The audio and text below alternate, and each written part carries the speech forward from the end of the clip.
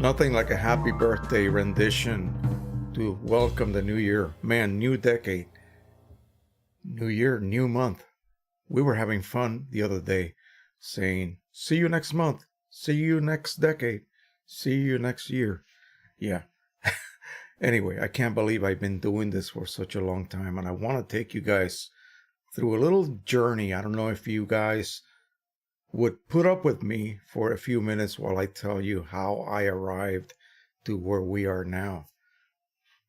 Yeah, it's been a long time. And for all of you who may not know, I hit 70 this past September, so I've been around for a bit.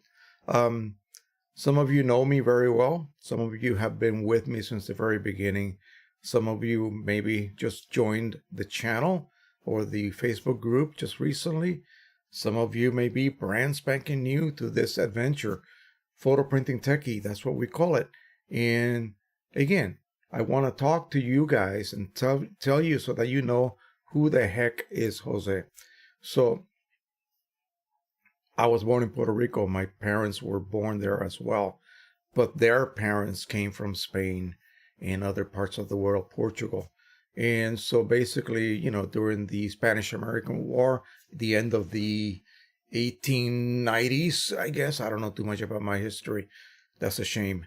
But anyway, after the end of that and the Treaty of Paris was signed, the U.S. took possession of Puerto Rico, and everyone that was there at the time and future born folks would become American citizens.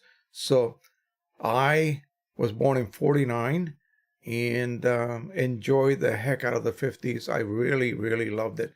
I was a strange kid, interested in things that were not usually what other children would be interested in. I wanted to learn about technology even back then, photography. There was a gentleman that lived up the street from us, and originally we lived in a rather large house. It took up a whole city block with gardens inside, and yeah, my uncle allowed us to live there, and my dad was his second in command in his company. And so yeah, I really didn't lack much as a child, so I was kind of a brat, I've been told, and I learned a lot later on as I grew up. But anyway, eventually the country, I guess you can call it, the island the government decided they were going to build a highway that would go from east to west from the airport and surrounding communities all the way to San Juan, the capital, which is just another little island connected by a couple of bridges. So guess what? They wanted to build that road right through my uncle's property. And so he sold it for a lot of money at that time to the government, and they basically tore it down to nothing. There's nothing but a little triangle where it used to be. The school that I attended was just down the street. And like I said, I was a really weird, geeky boy. I went to kindergarten, and I immediately went over to the grammar school next to it after I graduated from kindergarten. And they tested me, and they said, oh no, this kid is way beyond first grade. So I went to second grade. And again, I went to fourth grade. This is due to my mom educating me at home. And so, again, extremely grateful for that. Anyway, I grew up, became 11. I wanted to come to the U.S. mainland so badly that I nagged my parents basically to death. And they sent me on an airplane alone at age 11 to L.A., California, Los Angeles, where I lived, basically sleeping two to a bed with my grandma, her kids, my cousins, her daughter, and you name it. And then a year later, my parents came. They rented their house to that famous German wild animal act. I forget their name, but they had a lion and a tiger. And guess where they lived? In our house. My bedroom became the pen for one of those animals. Crazy. Anyway, so back in Puerto Rico, though, before I left, I really became interested in photography. So what it was basically I just saw my first set of photographs. What had happened was my cousin, my uncle's daughter, was arranged to be married to a Spaniard. They brought him over from Spain, and they held the wedding in Barcelona. And so everybody went except for us. We lived down in the lower level of that big giant house while they were away for this wedding. When they came back, I saw the pictures that this photographer, who happened to live right up the road from us, had taken and produced. And I was floored. Here I am, a little geeky boy about 10 years old, and I could not believe that you could do this, because all I have seen before was those little, 4x4 prints that my mom and dad had in their albums, and all those little box cameras that were being used at the time. Plastic cameras with plastic lenses, of course. Nobody had good cameras like a Leica, like this guy did. He had a Leica. Oh my gosh. So when I saw this, that was it. I was sold. And so not even a year later, now we're in LA, and my dad bought me a very low-end enlarger. And I took over one of their walk-in closets and I created a darkroom. And that was it. That's all I did. And then in school, we had what we used to call junior high school, which is middle school now. It was only, it was 3 years of junior high school and then 3 years of high school in the LA school system. So while I was in junior high school, I was still kind of gaining my skills verbally. I couldn't speak English very well. I could read and write, but I could not communicate very well. So my English teacher is the only one of two teachers that I remember by name. So Mr. Hernandez, he was a Mexican man, took me under his wing, basically. He helped me tremendously. And within a year, I was just chatting like the rest of the American kids. And guess what he did after school? Photography club. Oh my God. So I begged my mom to let me attend. I think it was just like once a week photography club at school. Of course, I had to do my homework during lunch, so I didn't even eat lunch on Wednesdays, looking forward to photography class. And so that's where I learned about the Exacta camera from Germany back in the war days, and of course, even in the 50s. And so also about Leica cameras, and again, how to properly print and develop images. Again, all I knew was what I learned, basically hands-on. So that went on to high school. I joined the printing club, and basically I learned how to do offset printing. Imagine that, a high school kid doing 4-color printing process. Yeah. At 18 years of age, I graduated finally, because I got put back 1 grade because of my language lack of skills. And so I graduated instead of at age 17, at age 18. And guess what? I got drafted after about a year and a half of college. This was in 1968.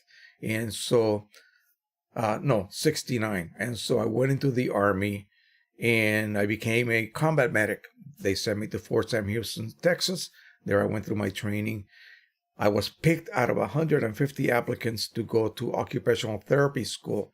And I went to Denver, Colorado, to Fitzsimmons Army General's Hospital, which is now closed, for my training as an OT technician. I got sent to San Francisco, Presidio, San Francisco, which is the amputee center at the time for all of the Vietnam veterans that had lost their limbs. We were the rehab center for them. And so I got the opportunity to work there. Well, every day I would bring my photography to the clinic. And the nurse, the head nurse, she was a colonel, saw that I would, it just didn't seem like I was a happy camper there, even though I did enjoy what I was doing tremendously. But again, she talked to what they call the information officer, which is the guy that handled all of the press that had to do with the hospital and outside. Because remember, we were in California, so being only 500 miles away from Hollywood and all the entertainment, we did get a lot of that type of entertainment for the so-called wounded troops. And so guess what I had to do? I got to run around with famous people and photograph them and go on field trips with patients and famous actors and actresses and musicians and singers and all of that. So also to the races and going deep sea fishing, all of that stuff. And everything had to be covered photographically for the hospital's newspaper. Awesome. I can't believe that I got that opportunity to be able to do that. And so normally you have to go to school to be able to change your specialty. So I went to school for OT, but now I wanted to be a photographer, a still photographer. So the code for that was 84 Bravo 10. So what happens? My commanding officer, one evening at formation, says, "Are there any photographers here in the company?" And I stayed quiet, and I got elbowed by my companions left and right of me. "Raise your arm, you dumbass." So I raised my arm, and he says, "Report to the orderly's room after the formation." And I go, "Oh my God, now what?" So it turned out that he wanted me to shoot pictures of his daughter who was participating in some kind of dance recital. Wow. So I did that. I met his wife. He picked me up. We went out to an Italian restaurant. This is unheard of. I was on E3, was it PFC? Yeah, PFC at the time. Unheard of. A commanding officer hanging around with a PFC? No way. Anyway, so he says to me, "So how come you haven't been promoted?" I went, "I don't know." He didn't say a word. Not only did I get promoted within a month, but I also got my MOS changed, my military occupational specialty, to still photographer. Boom! I was in the newspaper staff immediately, and I got to work and run my own darkroom, which was located in the attic of the facility's bowling alley. On one of my jobs, I looked across the room and I saw a young lady with her hair all the way up. And I thought, wow, she's really cute. And if you guys go to my Facebook, my regular Facebook, you will see what I used to look like back then. In fact, one of these days I'm going to show you. But anyway, that was my wife-to-be, my future wife. And so, again, our eyes hit, and she says to this day that she thought, "Oh, that's the guy I'm going to marry." Well, I really didn't think that's the girl I'm going to marry. It's just that, wow, I got to talk to her after this. So, again, long story short, we got married in 1971. And from that point on, 22 years later, I retired from the military. And so all of this time I was able to do photography. That is, the only thing that I actually loved. So even though I did enjoy the work in the occupational therapy clinic a lot, and it was very rewarding, the most rewarding aspect of my whole life had been photography. So I stayed at Walter Reed Army Medical Center, behind that actually, at the Armed Forces Institute of Pathology, where I got to do all sorts of different types of photography and learn a ton of stuff, including lab work. By lab work, I mean biological lab work. So I was sort of like a lab technician / photographer as well, or photo lab technician. So I did a lot of electron microscopy, both scanning and transmission, regular photomicrography, and even histology. I used to process tissues and cut them into 4-micron thick sections, stain them, provide many types of special stains. Worked in research for about 24 years during that whole period after I retired from the military. Well, comes time to actually close down the institute. The Army occasionally does this every 10 years or so, where they reallocate the bases that they have, either close them or combine them or whatever. Well, guess what? Walter Reed Army Medical Center, the premier hospital in the country for the military, was closing down. So what they did was, now they merged with the Bethesda Naval Hospital, and now it's got a very, very long name. It's a tri-service type hospital, and it's just 3 miles down the road. That's where we go for our care. Well, the Armed Forces Institute of Pathology was going to be shut down. So there I am with no job at 62 years of age. I actually got picked to help shut down the institute because I jokingly said, oh, I'm going to be the last blankety blank out of this building. You watch me. Well, as fate would have it, that's what it turned out to be. So I was one of 14 folks that stayed behind and closed this 8-story institute with underground tunnels and all kinds of weird, strange things in there, closed down. So I was involved in that. And that was, again, very rewarding. But you guys got to understand that I spent half my life there, half of my whole life. So it was very difficult to leave. Well, we left on a Thursday, the 15th of September. Monday, I had no problem staying in bed. I thought I was going to have a problem not being able to have something to look forward to, which was work. I enjoyed my job tremendously. Well, guess what happened? Well, now I'm retired. I applied for Social Security. I said, that's it, man. I'm going to just earn, live on what I earned all my life. And so I get a call from our daughter, the oldest. And I was out with my former group. We were out to dinner in Bethesda, Maryland. I get home. I see a note that my wife left me. And it said, call Judy. Something about this Saturday. We had something planned for this coming Saturday back then. And I call her and she says, Dad, I'm going to have a baby. That was it, man. Forget everything else. Forget the life of leisure. Now it's time to enjoy life with a brand new member of the family. So that's where Nathan came into my life. And so, meanwhile, before that, I had been piddling around with YouTube, just basically uploading, videos here and there, just stuff, testing a camera outside, whatever, nothing really organized, nor having to do with printing whatsoever. But what happened was that I had already been involved in other hobbies, micro machining. I was making all sorts of things with my micro lathes and milling machines, creating all sorts of, educational DVDs that I was selling through a company. And so I thought, maybe I'll start a channel and I'll just concentrate on this.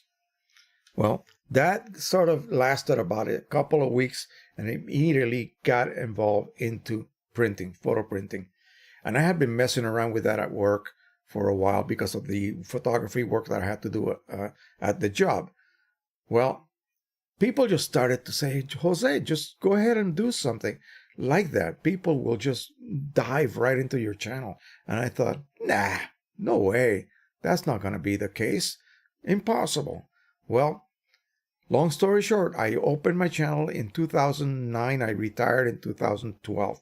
So during that 3-year period, nothing much really got done as far as what we are doing now together as a community, you guys and me.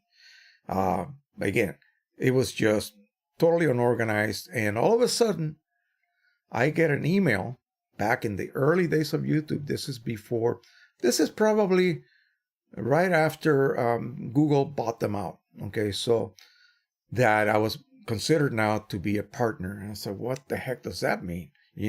I don't want to sign anything that's going to really, make things totally different. Well, partnership meant that now you can monetize your videos. Oh, well, that'll help. Even if I get $5 a month, that's better than nothing. That's better than money coming out of my pocket every month. So I accepted it, and that's it. Let me show you what that means as far as something graphically. I'm going to switch over to the display. And there's a big gap right here. I don't know what's happened recently, but this is when I started way back here. So this is, actually, no, I started way over here in 2009. So 2009, look at that. What did I upload? Nothing, 0. So I had my account then 1, 2 videos, these are actual views that I was getting per day. Okay. And then this is when I started doing the more photography oriented and a little bit more organized uploading of videos. And you see that more and more people started to see my videos. And then all of a sudden, boom, what happened here? It was sometime around 2012, April, boom. And then we had a drop. I think what may have happened is I stopped uploading. And so people just were simply looking at whatever I had left. And you can go back here and you can see basically what videos we're talking about. So I did, 3,800 EPSON 3,800 videos, refilling. And then all of a sudden, 2013 really started to work. And, sometime around the beginning of 2014, you can see how it started to escalate up a little bit. And then it has been a slow climb. And then here it kind of went exponentially way up. And then, unfortunately, that data is just disappeared. I don't know why. But anyway, so that's where we are at now. We are here at the present, and we're getting about 4,800 views a day, which is nothing to sneeze at, I suppose. It's not fantastic, but, it serves a purpose. And this is a real-time activity right here. So this is right this minute, right this very minute, the last 48 hours. This is what we're seeing. So this shows you your videos and the number of views. I think we're up at almost, how many views? Over 6.7 million views total. And this is the total amount of money I have made in the last, 5 years or so. Yeah, no, maybe 8 years. So that's not bad. But anyway, that's it. I just told you exactly what's been going on with my channel. And so what a lot of people don't realize is that, and I just got kind of yelled at, not really yelled at, but kind of told by someone that, hey, stop rehashing, subject matter. Well, that helps in a way, but it doesn't help in a way. Because what happens is that even though I have all of these subject categorized playlists, how many of you realistically, go through my playlist to look for a subject that pertains to the question that you have? That takes time. So what's easier? Well, you just post a question on one of my videos as a request, and you ask me something that has been covered over 5 times already before. And so, again, I recommend that you guys just go back. You landed on my channel first time, you saw a couple of videos, explore my playlist. That will really, really help us. Not for me. It's not for my benefit. It's for your benefit. Explore the playlist. Everything is there, okay? Everything is there. So, I also then was told, hey, why don't you create an affiliate page on Amazon? It's really easy. And I thought, oh, come on, man. That can't be that easy. So I looked into it, and yes, indeed, it was easy. So what I have done here is I put a link on all my videos and also on my main channel page where you can just click, and then you simply just take this new URL and save that. It's basically amazon.com/shop/Jose Rodriguez, one word. And save that as a your from now on, that'll be your amazon.com shopping link. You might ask, well, what if I want to buy a sweater? Well, it's simple. Just go to the very top and search for sweaters. Search for whatever you would have searched regardless of whether you're on my affiliate page or not. I have lots of stuff, photography. I have lots of papers. I have everything you need to do anything that we have discussed here in the channel, including lately I added some drone stuff because these are all photography type drone and accessories that you will be using. And guess what you will be doing with those images and those videos? Producing videos, of course, beautiful stuff, and also making prints, which is the major reason for this channel's existence. Then somebody told me, well, you should create a channel or a page or a group in your Facebook. and call it something that people will remember. But this is Jay Toolman, printing techie, photo printing techie. So here we are. And now we are at about, let me see, a crazy number, 3,465. And I just updated this. I actually say welcoming. I do a welcoming to all of the new members every Sunday evening. And today is what? Monday? And we are at 2,300 already. No, is it Monday or Tuesday? I forget. Tuesday.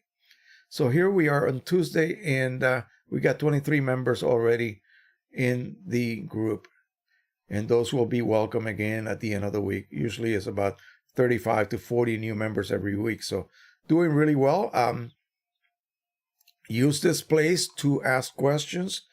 And please, we had a disgruntled new member here that just quit the group. I don't think he has done it yet, but what happened was he asked a question about a specific ink set tailored to a specific printer and wanted to know if any of us have used that ink. Well, rather than answer, no, we have not, or no, and get 6 or 7 of those, because apparently it was a specific type of ink, and obviously no one had been using that ink with that particular printer. Well, he got very upset, said the group was useless, and I suppose he's quitting. So again, you cannot be helped just because you want to be helped. You have to ask, be humble, and if anyone can help you, they will do everything in their power to help you. Believe me, we're not that type of group. We will jump in and help you guys immediately if we know the answer to your question. That's happened to me in other groups such as Drone Group and other camera groups. I will ask a question and people think it's a stupid question and they treat me like a lowlife, literally. And so again, we don't want to do that here. We are the only group out there that actually welcomes its new members every Sunday evening. It used to be every Saturday, but I switched over to Sunday because that's when we normally been doing our new live streams. So again, questions, I do not really get too involved here because I want to let the rest of you members take care of the questions being asked. This is it right here. Has anyone used Ink Owl to refill their Canon Pro-1000 carts? And if so, what do you think? And then apparently no one answered what he wanted to hear. So what can I say? Not much, apparently. So anyway, let's go ahead and close this. And close this. And we have here a link to the eBay page that has the drone that I've been using lately. This is something that I bought just recently, and I paid a little bit more than that. But look what you can get. $54.99. You get a drone that used to sell for about $400, believe it or not, back about 4.5 years ago. Great for photography. You've seen my videos on this quite often. Again, look at all this availability here. And again, you need to find something that has the proper type of camera so that you can then produce images. This is your deal. This is what we do. We make images. So, but images from what? 150 feet up in the air looking down. Oh boy. Can you do that with just about any camera? Not if you have a crane that is that high or a building that can get you that high, then, you have no other way of doing this. This type of instrument will allow you to do that. So again, it's a lot of fun and I enjoy doing that quite a bit. This is the new interface, by the way, that we're using here for the live streaming. And I pinned a Happy Printing Everybody cup. Again, from Teespring. All you have to do is click on that link and order your cup from them. I am no longer producing them myself simply because it's just too much work. I just don't have the time anymore to do this sort of thing. Let me switch over to me. I'm going to say howdy to everybody that has come on board today and said hello to me and hang out with us. And please tell us who you are and from where you're watching from. And so that way we know how far out in the world we are reaching out. Now, today being a holiday here in the U.S. Happy New Year to everybody, by the way. This is New Year's Day. No one is really working, except unless you're in a retail type environment. You got to make that money. So, but anyway, we are all home today. My kids are home. Whole family's home today. So I thought, why not? Let's just do the first live stream of the year. Say howdy to everybody. Thank everybody, by the way, for this very successful past year, the 2019, which ended the decade, and now we're starting a brand new decade. So after I get done talking to you guys here, saying hello to every one of you, I want to give you kind of a small perspective of what I plan to do this coming year. And again, I need you guys' help. I really do. On your video responses, when you watch a video and you feel like you have to respond to something, please keep it relevant to that video. Okay? If you need to ask me a general, non-related to the video question, I got my email posted on my About link of the channel. If you click on the About tab, if you will see my information there on how to contact me. Maybe you don't want to publicly talk about whatever you want to ask or what you've been experiencing with your printers or a problem you might be having. So I got an email posted there. That's all you got to do. And another thing is that, remember, we only concentrate on professional level or prosumer level photo printers. So any of the office type printers, your all-in-ones, which include a scanner or laser printers, or other than Canon and Epson, because that's all I ever cover, Canon and Epson printers.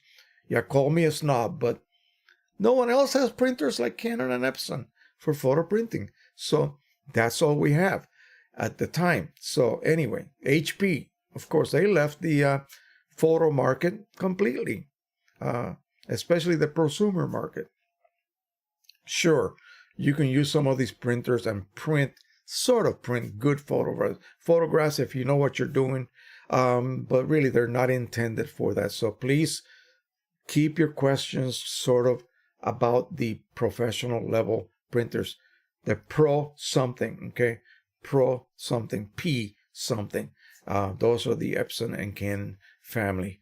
So otherwise, I can't help you, because what you're asking me, I can't even answer. I cannot offer any help about a specific model because I don't know anything about that model. I don't have a huge warehouse or the money to be buying every single model printer just to have one available when you're asked something about it. I really just don't have that ability. I'm very small, okay? So let's say howdy to the folks here. And Gerard Rousseau is here. He says, Happy New Year's, after I posted Happy New Year. Marshall Muir, all the best, Jose. Andreas Amador, Happy New Year. We have R. Reina. Charles Beardmore is here, of course. Les Beardmore says Happy New Year. Andrew Silverfox, of course, is here. Good guy from the UK. JTS Golf is here. Bill Sturck is here from Milwaukee. Stephen Paulvoy. Have a really great story to hear about your life so far. Oh, very happy New Year, and may you and your family have an awesome 2020. Thank you so much. And he's from Ontario, Canada. Paul G. from Quebec, Canada. Kurt Jett from Middletown, Ohio. Rod Levesque, Happy New Year from Ontario, Canada. Sandeep from Kansas. And where am I from? I am from Maryland. I am in Kensington, Maryland, which is just north of the DC city line, okay?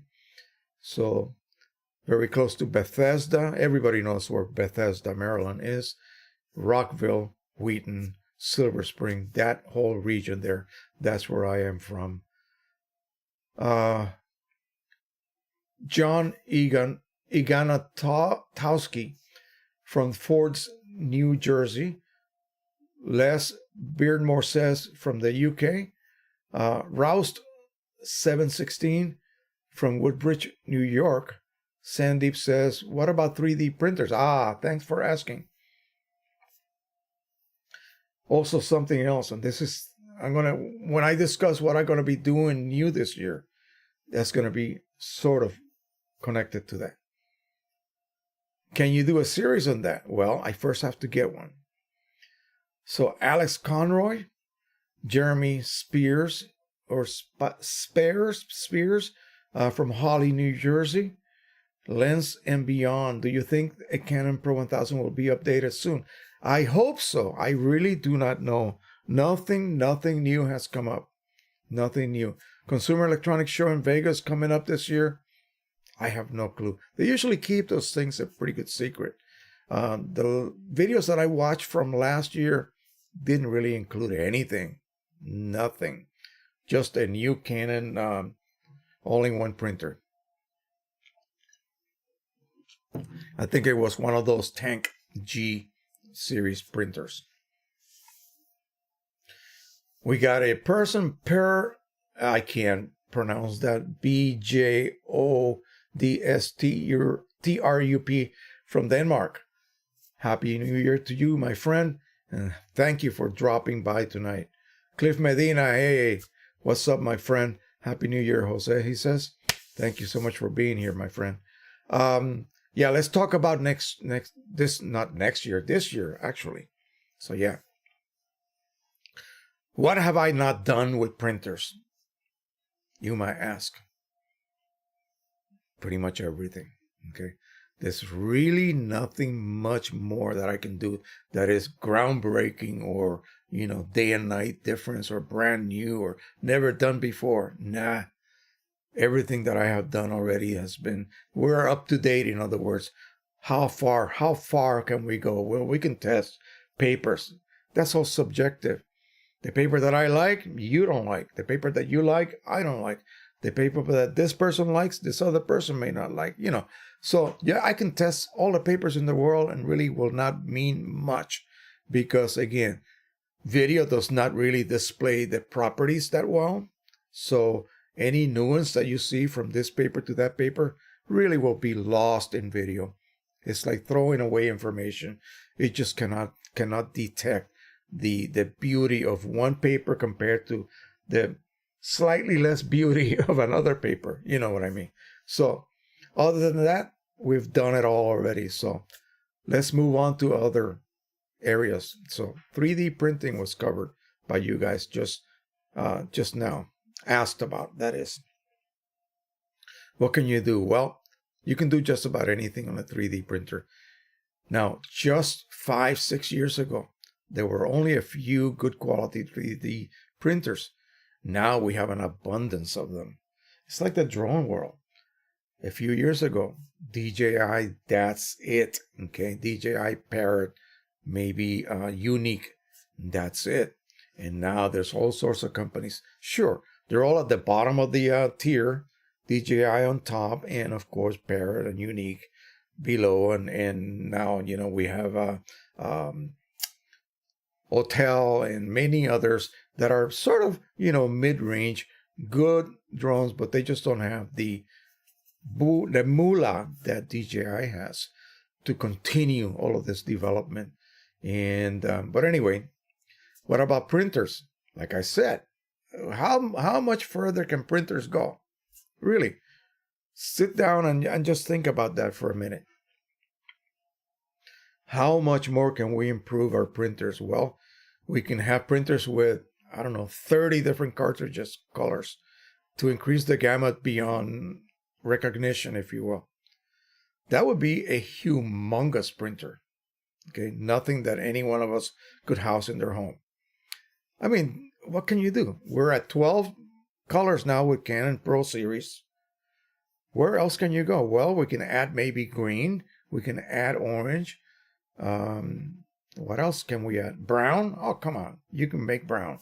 Brown is not an important color. You see what I mean? So how much more can we advance? Probably not much more, okay? Features could be maybe improved here and there, but there's really nothing that you can add that at this point it's what people call the there's a term where you spend a ton of effort and gain very little. Okay, you see what I'm saying? So right now, research and development would have to spend a fortune just to increase quality a little bit. The same thing with camera lenses. We're at a point where I don't think we can increase the resolving power more. You're limited by sensors, sensor density. In the days of film, you were limited by the ability of the film to record fine details. And that at that time, it was lines per millimeter. Okay? So how many lines, black, white, black, white, black, white, packed can you resolve with a given lens on a given type of film? Before it just becomes mush, nothing but little silver granules. You cannot resolve beyond a certain point. You cannot resolve beyond a pixel. So if you got a trillion pixels, yeah, and you have a hell of a good lens, then you reach a point where you have maximized the ability of a camera to resolve detail. And you can't go beyond that. In electron microscopy, the maximum resolution is the wavelength. That electron wavelength, that is it. You cannot go beyond that. Okay. So where do we go? I don't know. I really don't know. I really do not know. So 3D printing. Well, that technology has been around for a while. And now they're building homes in third world countries with 3D printers, gigantic ones, that is. Basically, they have a nozzle that spews concrete. Okay. Just like one of those big insect-looking machines that can put concrete over the roof of a building into a cavity below. All computerized, by the way. So 3D printing, yeah, I'm looking forward to that. What if I need a gadget, something to hold something? I can design it in a CAD program, computer-aided design program, and then export that file into a 3D printing file, and then slice it, slicing software. It's like a CAT scan, and then send it to the printer. The printer will extrude a super, super small diameter stream of plastic, basically, and then create that layer by layer. Here's the catch with 3D printers. They're still not able to produce a smooth surface.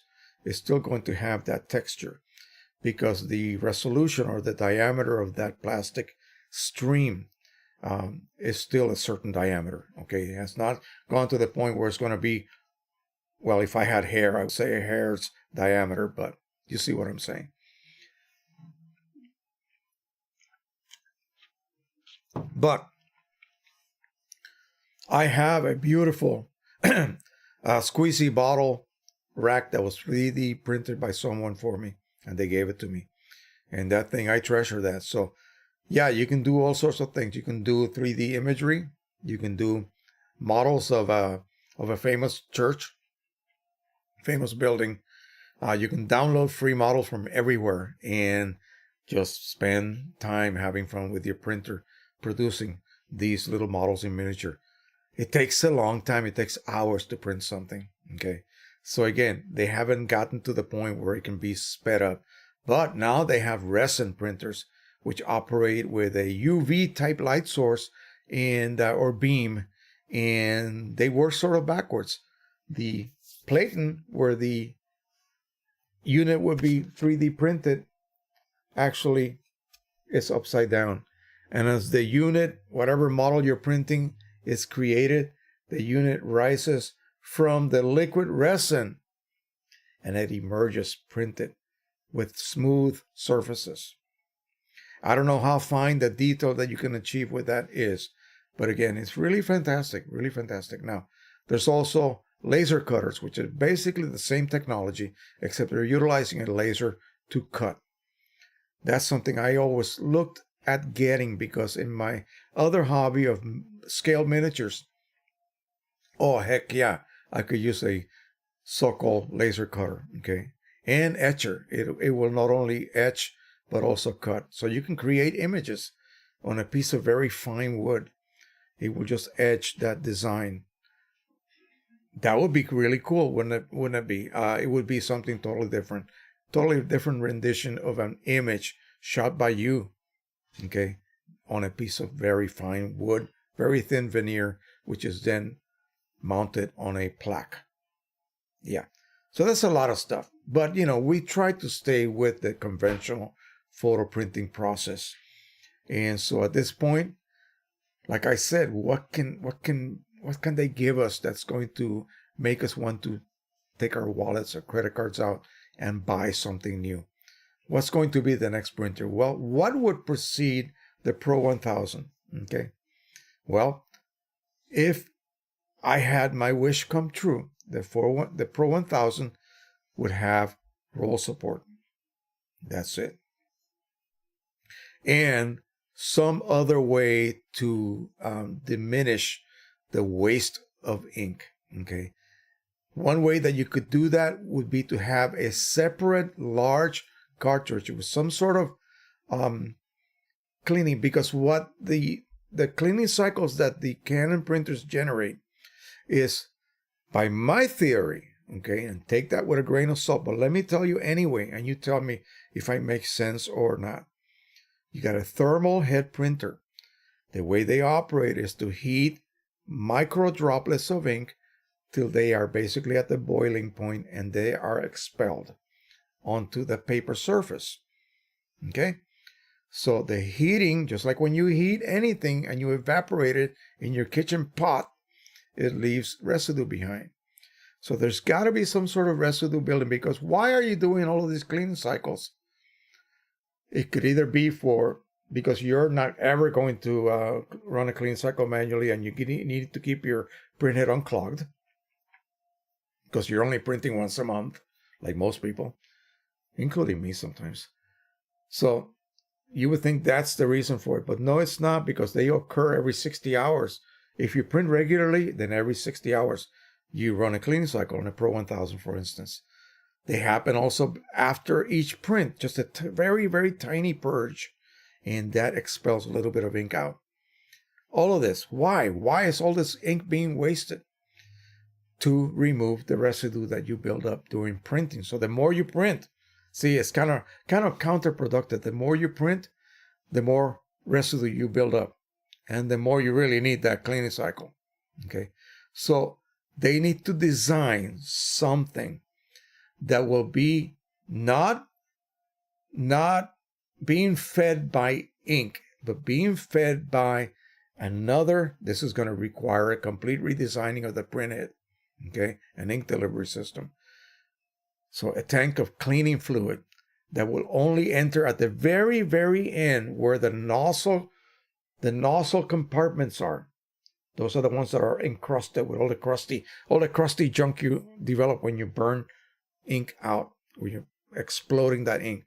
So it will enter through microchannels there and only affect the regions that it has to affect. That way it's not ink that you're throwing away, but this cleaning fluid. And, you know, that's it.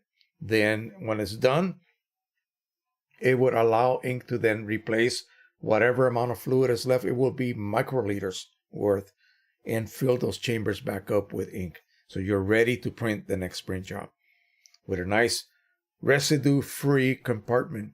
And by compartment, I mean each nozzle has a little tiny space that fills with ink, and the resistor heats it and explodes it.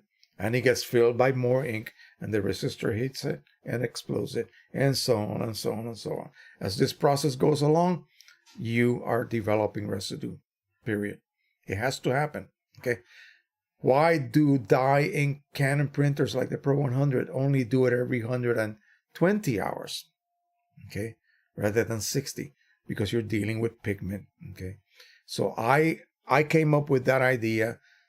Okay, I could be completely wrong. Who knows?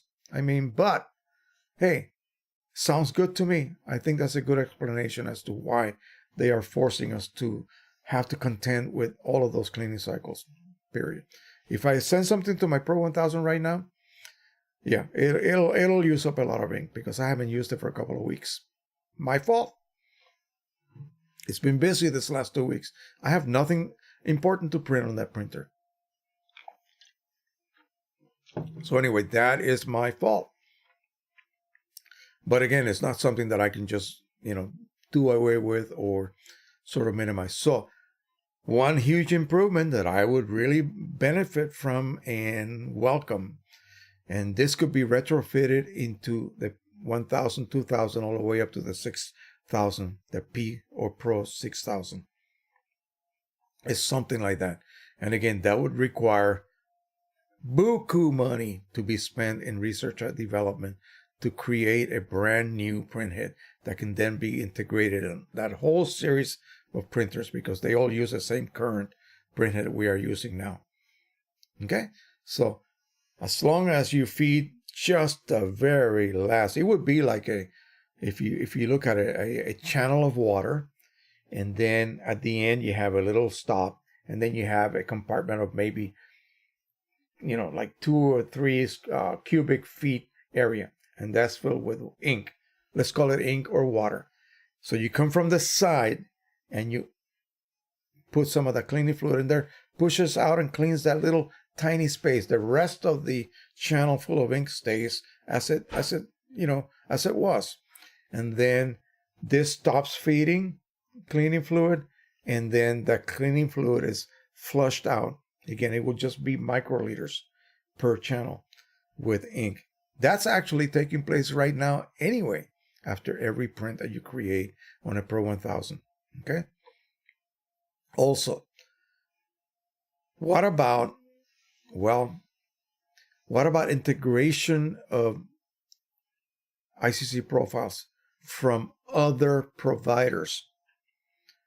That would be awesome, because then you can just forego having to deal with, oh, did I turn off color matching?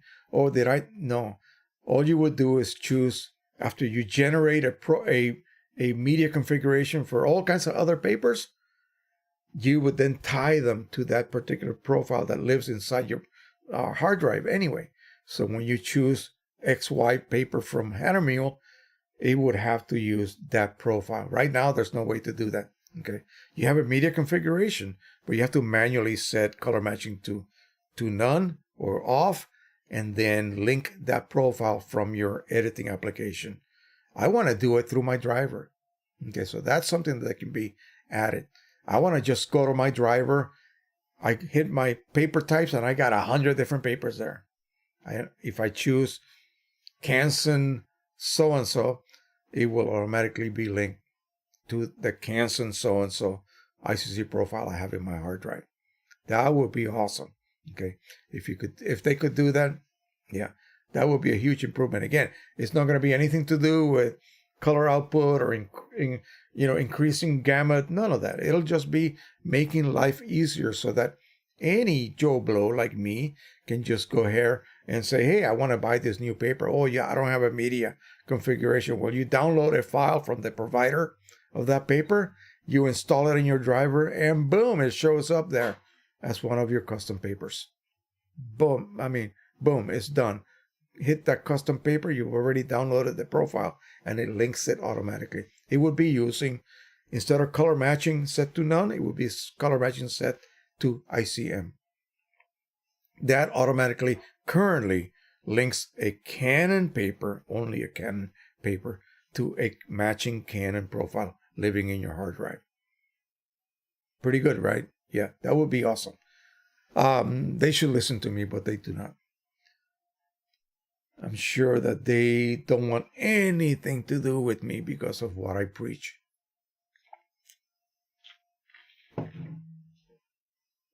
Okay, let's see who else. I want to state that Cliff Medina is from North Plainfield, New Jersey.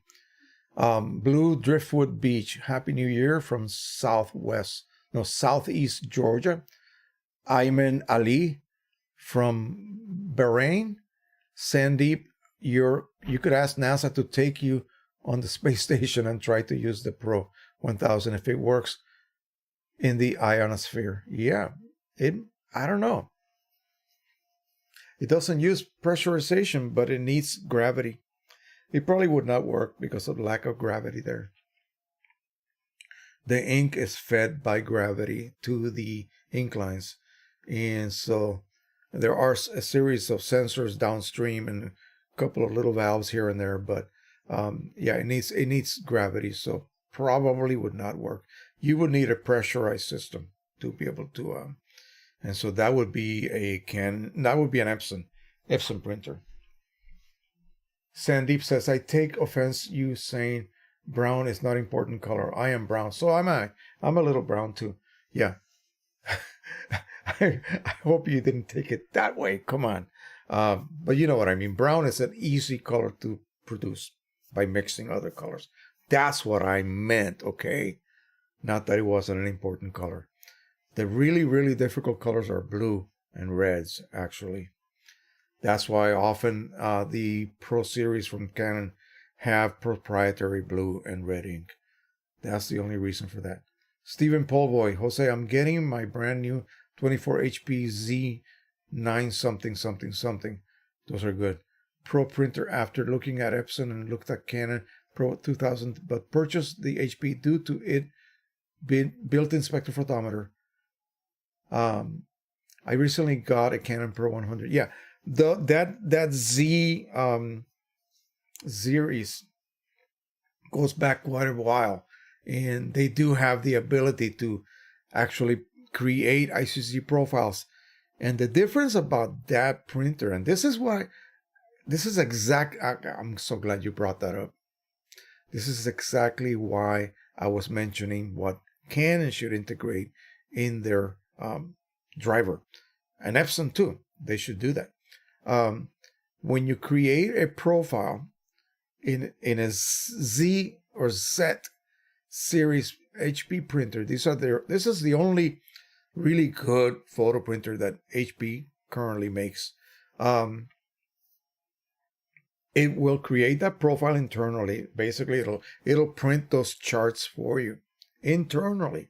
It will go back and after they dry, it'll roll it back in, and the spectrophotometer will read each one of those patches, just like I have to do manually with this externally, and it will create the profile. You can also do a media configuration, I do believe. And so how awesome is that? Because they also have an internal hard drive, and they will save all of that information. Printing on one of those printers using color managed workflow, it's a piece of cake. Okay, it's all built into the printer. JK, Happy New Year to you and yours. Thank you, sir. Jeremy Spears, that would be nice. Yeah, you know, I often sit down and think about what would I like to have on my, integrated in my printer so that I don't have to do this or this or this. That would be awesome. Every printer should have an external big old tanks of ink. But that's not a moneymaker. Of course, they could charge per milliliter enough to equate what you would have to pay buying individual cartridges. Again, it would be easy to integrate that even on a stationary printer, stationary cartridge printer, because what you would do is forego the need of having cartridges in a compartment. You would simply have external tanks integrated into the design of the chassis, and they would feed ink via lines to the current system that these stationary printers use, which is basically like a sys. It has a ribbon of ink lines, and those are connected to the print head or print heads, such as the ones on large Canon printers. And so, yeah, that should be the case. And so, I remember at work at the Armed Forces Institute of Pathology, we had iris printers, and those suckers used to basically siphon ink from like gallon bottles outside. That's how they work. And we used it for all of our scientific posters that would be made whenever there was a meeting someplace, an international meeting or blah, blah. Yeah, people would create this big old posters like that. Let me go back more. Yeah, that bigger than that, okay? Maybe 5-6 feet wide and about 3 feet in width, 6 by 3. and those would be mounted on boards by our graphic art department, and people would take them to the shows and the meetings and the exhibits and all of that. So they used to have that available. Why not now? Of course, an Irish printer was like $150,000 by that at that point. So again, nothing like what we have now. But anyway, yeah, that would be possible. Any of this stuff is possible. It's just that it's just not a good economical thing for these companies to do, because they will lose money. They rely on us buying ink cartridges. And you know what? Our community is actually quite small. I would suspect maybe 10% of everyone who owns printers even bother. I know my in-laws don't. They have fancy HP office printers in their homes, and they're basically members of that monthly ink club where they get their cartridges replaced for a given fee per month. Only the photography crowd that happens to be involved creating prints, because most of the other, I would say maybe 80%, they just rely on digital images and digital transmission and digital trading of images. Nothing gets put on paper. So they really don't know what that's about. Anyway, I hope you guys enjoyed this little discussion. I just wanted to do something the very first day of the year and have all of my friends out there to join us tonight. I did point that out on the Facebook group that I was going to do this. And I was surprised that I got immediately 16 responses from people. And we got 35 people here tonight, but only 17 likes. Come on, guys, hit that like button. Every live stream counts. And I know people that have given up basically doing individual videos and just rely on live streaming. That's good and bad, but I like to do both because I can do subjects having to do with this and that on a 10-minute video rather than it's been about an hour now. So we've been on for exactly 1 hour right now. So any questions from you guys? Anything you would like me to cover? Remember, I said I've covered everything already, but that's just me spewing. Maybe I haven't. So in the comments, I want you guys to leave your wishes for this coming year. What would you like to cover? Like me to cover? And again, try to keep it from trying this ink or that ink. Well, I can't afford to buy those inks or those papers. They have to send me something for me to test. And I will actually, how would they say 28,000 more customers? You see, that's what happened to Precisioncolors. They went from this on eBay to can barely sleep because of so many orders they're getting.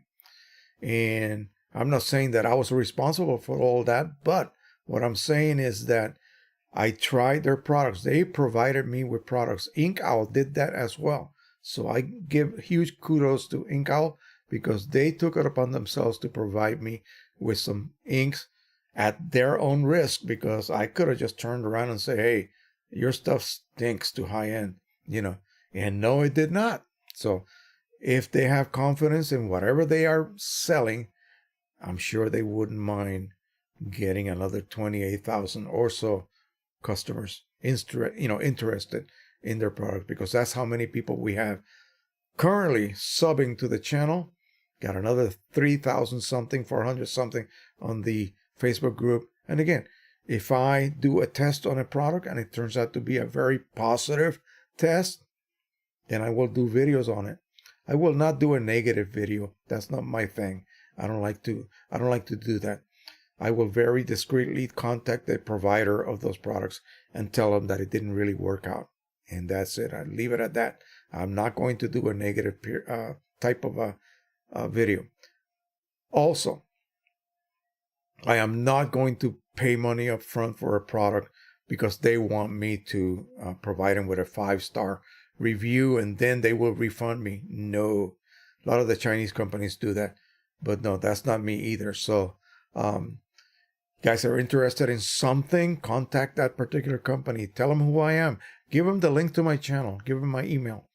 And if they are interested, they will look through the channel. They'll see what kind of traffic we get and what the channel is about. And if they are interested, they'll contact me. They'll send me a product, and I will be more than happy to test it and then come up with something. If it lives up to the claim, I will then provide them with all the publicity that they want. No problem at all. All right, let's see who else we have here.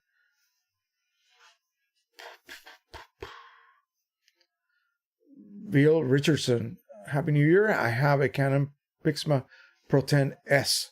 I love the prints, but have issues with paper loading. It often seems to struggle to grip the paper. Is this a known issue? No, not really. In fact, I would think the opposite. The Canon printer's feed mechanism is superior to EPSON. It grabs the paper at the center edge, okay, right at the center, where EPSON grabs it at the far right. When you load an EPSON paper, let me get one of my standard images here. Stay over there, don't move. When you load a piece of paper, by the way, this is what you guys should be printing to certify your printer, okay? To make sure that the printer is producing the correct output. You load it this way. So here's we're looking from the front of the EPSON printer. It grips it here, and it could possibly skew it. Whereas Canons, they self-center. The guides are self-centering, okay? And the gripper basically is right here. So it will tend to grip it a lot more securely than an EPSON. If you're having problems with a Canon, yeah, you probably have even more problems with an EPSON printer. But again, it's just something that you have to learn how to manage. Run the roller cleaning utility. It's located in the maintenance tab, okay, of your Pro-10. So that should, sort of not probably, it depends also on the paper, but running that utility will clean the rollers out and will actually help to maybe restore the gripping power of the rollers. I would need to know what kind of paper you're having problems with, because it could be also paper related.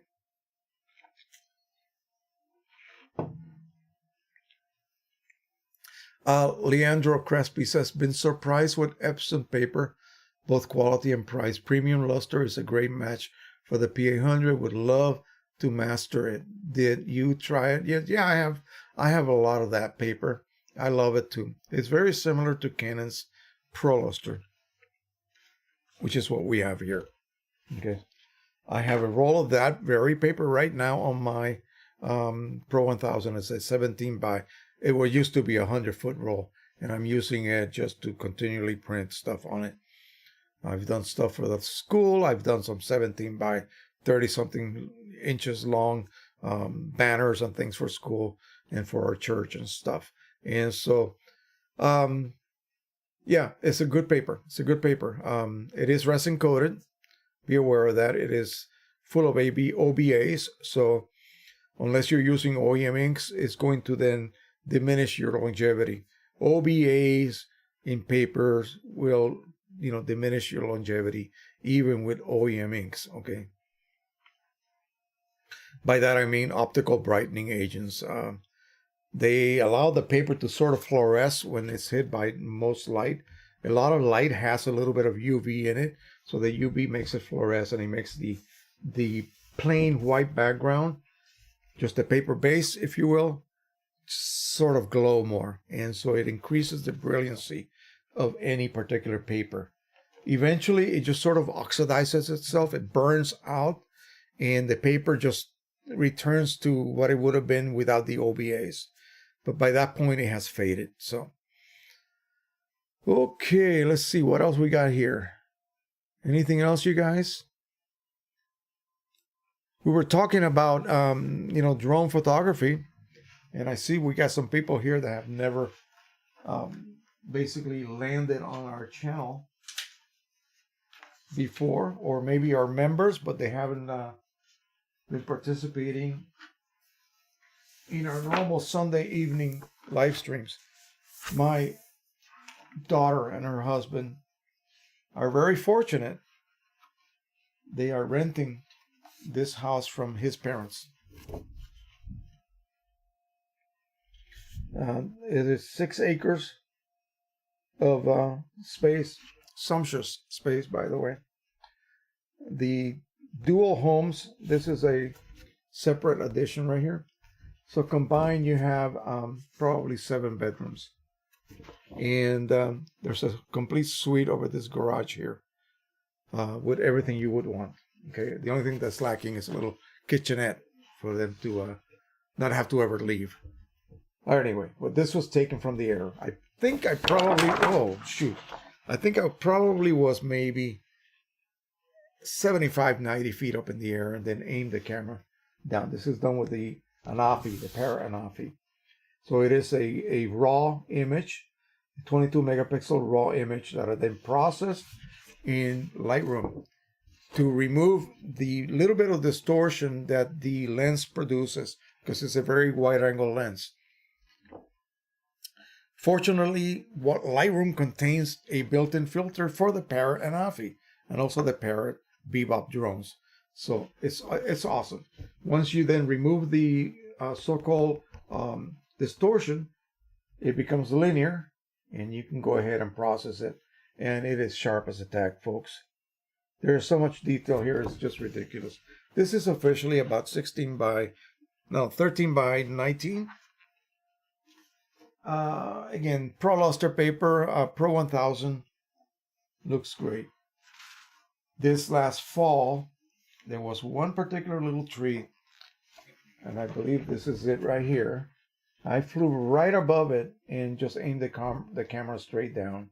Now, the Anafi allows you to do a complete 180. So I did a recent video where I actually flew into their woods. I had to be very careful to make sure I didn't run into a tree or something. But there's a walk path back there. So there's enough room for you to maneuver. And I put the camera straight up. So I was getting straight up shots of the sky and the trees with the light streaming through it. Really neat. It really looked great.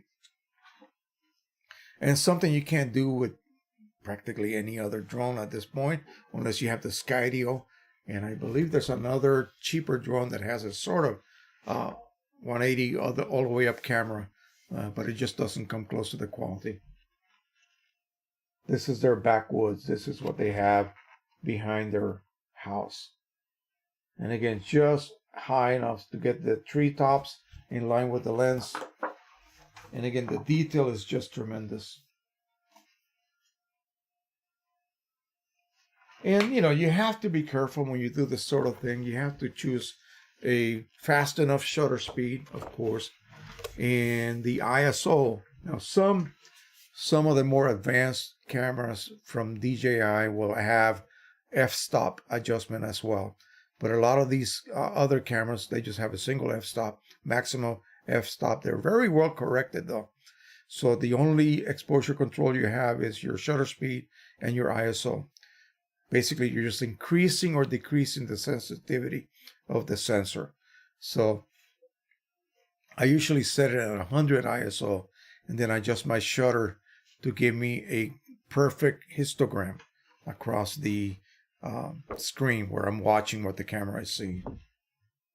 Here's another slight different angle of the house. And again, I just did this just to practice in case I ever get licensed and I start doing some, you know, type of photography like this for a bit of money. You have to be licensed, of course. This is a duplicate, but I cropped it a little bit more widescreen, if you will, more rectangular. That looks really good. About 1.5 inches borders on each edge. This is a shot down the front yard, looking at that very tree that I shot from above. Again, this is like 5 o'clock in the evening, maybe October, and the sun is almost about to set, and you see those long shadows forming. I love it. I love that time of day. And this is a close-up of that very tree.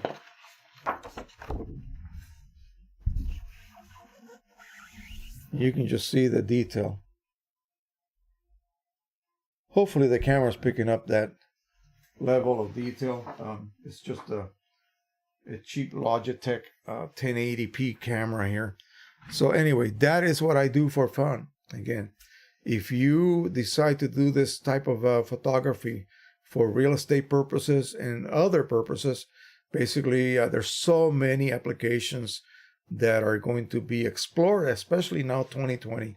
This is why the FAA is getting so busy coming up with all kinds of new regulatory laws and just crazy stuff. They realize what a huge industry this is going to become. And so for me at this point, it's just fun. It's just a stress reliever. And I just love doing it. I love flying. I know some of you here with us tonight also do that for fun. Okay, Bill Richardson says, I used several papers, but was using Canon ProLuster this afternoon. I was having the issue. Really, Canon ProLuster? That should not be a problem at all. Something may be up with your rollers. So run that utility. It's located right in the maintenance tab. And see if that improves things. Sandeep says, I just recently tried Moab, a paper company out of Utah. It has an amazing paper selection. You should mention this to your viewers. Yeah, I've used Moab before. I have several Moab papers. The thing is, like I said, just like the recent test, because they sent me papers. See, Breathing Color sent me some papers, and I tested them. But again, it was very difficult for me to convey what I was seeing here in person over video. It's really not a good way to discuss the nuances between different papers, and there are hundreds of papers out there to test. Yeah. And so all I would say to anyone who wants to explore, once you master ProLuster, for instance, and you can print blindfolded on your Canon Pro-1000 or EPSON P-800, go ahead. Contact some of these companies, look at their website, see if they offer you a sample kit. Buy that sample kit and then just have fun playing with it. They only give you like 2 sheets each, but that should be enough for you to be able to test and see how certain images react to that paper surface, that paper's gamut, if you will, as well. And how does it look? Does this particular type image look okay in this particular type of paper? Like a metallic paper would never work for a very soft baby portrait. No, it would work great for a shiny car at a car show. Yeah, that's what it would be good for. Maybe you go to an air show, take a shot of a P-52 Mustang or P-51 Mustang. That would be a metallic object on a metallic paper. Boy, that would work. I do sublimation printing. I print on aluminum. Wow. It's ridiculous how amazing that looks. But again, it's not for a baby portrait. So, again, it's so subjective that I don't even want to get into that because it will just open up a huge can of worms. I would say, oh, this paper's fantastic. You then buy it and you don't think it's so fantastic. And I just made you spend $50. You see? So, again, it's something for the opinionated and not something that, for example, something mechanical that I can say, well, this works exactly the way it is intended to work. Boom. And here's the proof. You can see it moving back and forth and spitting out the paper. Yeah. There's a lot of subjectivity about papers. I really hate to get into that. Yeah, I could be doing dozens of videos on just papers, but that really would not say anything. I would be just spewing information. I love the way this looks because it's got a nice lustrous surface. Who cares? So does many other papers, you know. And then like when I do the testing between OEM and Precisioncolor Signature Edition, What I see, the nuance that I see between those two inks are lost when it comes to video. Just lost. You can't see the difference, if even there is a difference. Paper is very critical to the display process. Sure. Absolutely. If you had a gorgeous paper with a gorgeous surface, don't mount it under glass. I mean, come on. It has to be float mounted, borderless, on a piece of beautiful masonite with the edges painted black. Floating mount on the wall. That's the only way to display something like that. So, if you're going to do that and you expect that print to then last, then you can't use signature edition inks. They're not OEM. Okay, they're going to give you enough longevity, maybe for the end of the show, a few months down the road. But again, it's not for someone that's going to buy that for their living room wall and it's got your signature on it. No, you have to use OEM. So,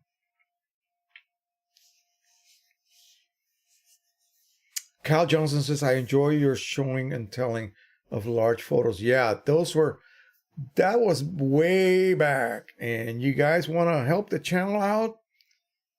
Give me some views and watch time. Search for that playlist. Show and tell. Print, show and tell. And I have like 24 videos. I show you just about every print I have ever made. Okay? Which I still have in boxes and stacks. Christ-like 777. What is that? Hello, he says. Well, hello back to you. Christ. I think it's Christ, but it could be Christ. Andreas Amador. But some papers will be killed by the glass on the frame. Of course. Yeah. If it's a no surface, no nothing surface like Pro Luster, I could care less about this being under glass. It won't really lose nor gain anything. My watercolor Moab, Canson paper. Yeah, that has to be mounted flush with no glass at all. Okay, I do have some under glass, but basically I did that just to help longevity because glass will block UV. And so that's the only reason I did that.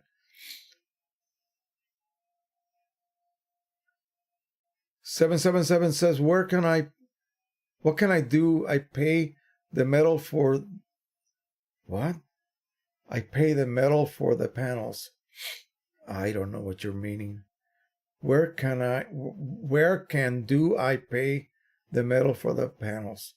Are you trying to say where you buy it? And what kind of panels are you talking about? Robin Gazelle says, I did a new printhead alignment and that gave me an A4 output, but now I don't know how I can see that it shows a bad alignment. Perhaps I have to do manual alignment. Okay, you lost me there, brother. I mean, what is it that you're trying to say? You had alignment usually will display itself as some sort of repetitive banding. Okay, it's a mechanical problem. So it will show up as a banding throughout the whole length of the paper, the print created. And it'll be along the direction of the printhead, but there's also vertical banding also, which actually takes place at perpendicular angle to the printhead travel. So 777, you want to know about the panels for sublimation printing? That's a whole different ball game. Okay, you need all sorts of different equipment for that, but you cannot do it on regular photo printers. Okay, Robin says to see the previous message. How far up was it? I don't see it.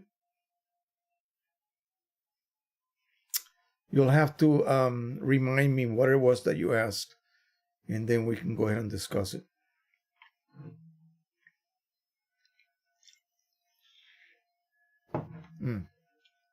Okay, I'll just call you 777. I get my Chroma Lux aluminum, sublimation aluminum sheets on eBay, on Amazon. There's several companies that sell them. Conde.com, CONDE.com. Anybody that sells sublimation materials will probably have Chroma Lux aluminum panels, and those are the very, very best. Okay, you want top quality. You don't want middle of the ground quality. Then only get Chroma Lux. CHROMALUXE, Chroma Lux. Okie dokie. So Robin, please let me know what you were asking earlier, because I looked earlier behind these comments here and I couldn't find it.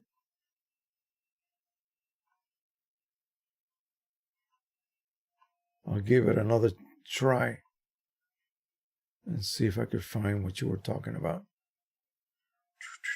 Nope. Sorry. Could not find it.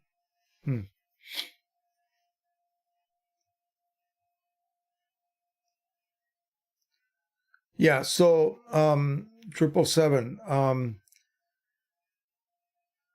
You need, of course, I assumed you have equipment for this already. And so again, it is very difficult to make a profile for sublimation aluminum. You could do it. I've done it in the past, but it's only for my situation, not something that I can share and would work for you. Andreas Amador, what do you think about sublimation printers for paper like a Canon Selfie? Why is there no bigger printer like that? Because these printers use a cartridge that contains magenta, yellow, cyan, and black film. That film is what allows that layer of dye to sublimate. It's a quadruple pass process. The paper that ultimately accepts the sublimation dye layer has to pass 4 times in perfect registration. And so larger than, say, 8x10 would really, really require extremely large printer and equipment and cartridges. Cartridges, by that I mean the cartridge will contain paper and the quadruple layer of the sublimation film. No.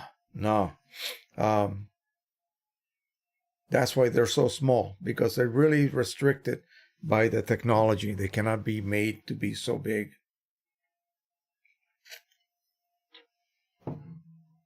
Plus, think about it. You would want it to be portable, right? Because you're going to be taking it to an event or a wedding or some other type of social event where you're going to be shooting local shots of the participants or the people, in a photo booth or whatever. And then you're going to be printing those right there on the spot. So it's not going to be more than like 5x7, 8x10. That's about the max.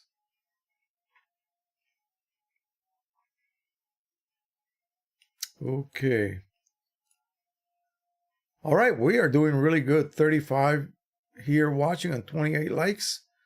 That's what I like to see. Thank you so much, you guys. Appreciate that.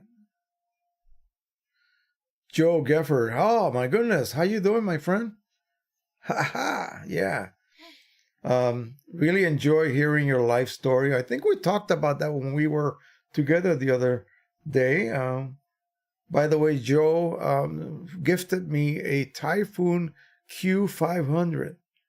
That is quite a drone. And you know what? I have been using it. I had a little mishap where I actually developed a little crack on one of the arms.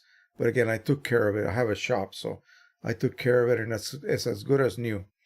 The only thing that I have been having problems with both of my Typhoon Q500s is some of the motors are overheating a little bit. So I got extra motors. I'm ready to tackle the job of swapping the older motors with new ones. It just requires a bit of soldering. I'm pretty good at it. Thanks for all you do and help us improve our printing skills, he says. Alrighty, thank you.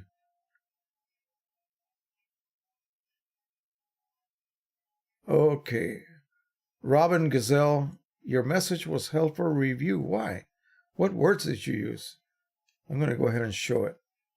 Here we go. I think I have a problem with printhead alignment since my latest print showed a kind of small missing white small line in certain color areas. That's the reason I did a printhead alignment on my 100S. It usually will be if you see a gap, okay, it will not show up in just some areas. It'll be, you know, a band of ink laying down, including, you know, with image detail. And then before the next band of ink is laid down, you have a little gap. And before the next one, you have a little gap. And before, in other words, it'll be repetitious throughout the whole sheet and not just in certain areas. I would look for whatever particular color or range of colors that this occurs at and check to see if the so-called nozzles are all firing. And on a Pro 100, it's really difficult to see because you're not seeing individual nozzle, you see the whole band. That includes every single nozzle. You would have to print a nozzle check on glossy paper and then use a magnifying loupe to be able to see if there's a line missing somewhere. It's very difficult. If your head alignment doesn't do anything, then it's not that. It's something else.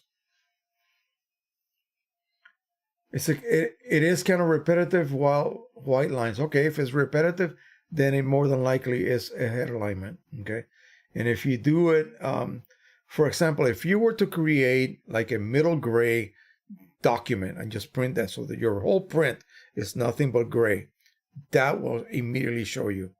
Okay, whereas a regular color image with many different colors, some predominantly red, green, blue, purple, yellow, whatever, it might be a lot more difficult to see. Okay, so check that out, and if it is, then indeed it is a head alignment, and just do a manual one, but use good paper, okay, not regular copy paper.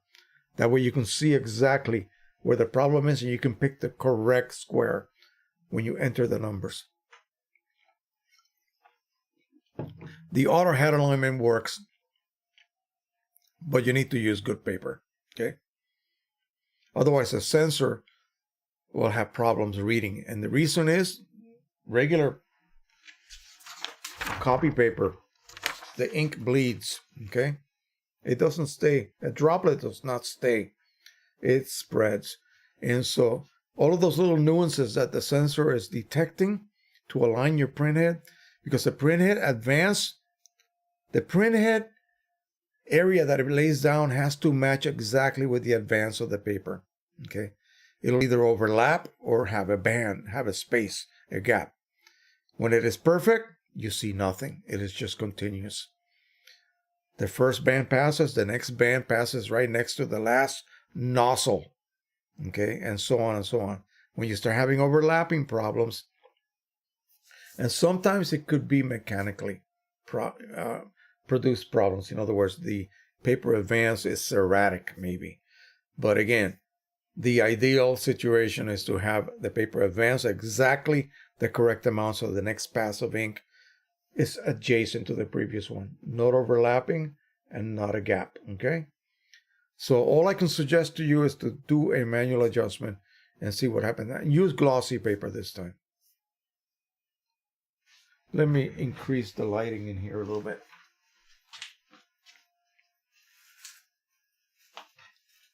Let's see if that helps. Okay, yeah, that's a little better. My face is better lit. I was getting a shadow on this side because it's getting to be dark out. Okie dokes. So what else do we want to talk about, guys? What else? Anything?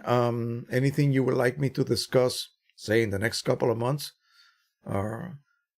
Problems? Something you cannot solve? That type of thing? Let me know.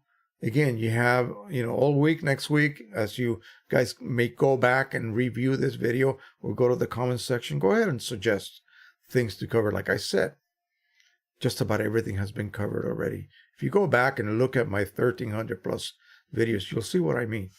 There's a lot already covered. And when it comes to, keep in mind, guys, that you can go back a year ago and something to do with color managed workflow is still the same now as it was a year ago.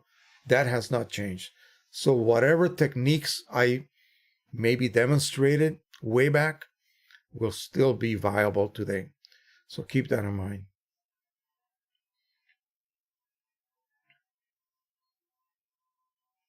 Robin says, thanks, I already learned a lot thanks to your videos. Well, thank you.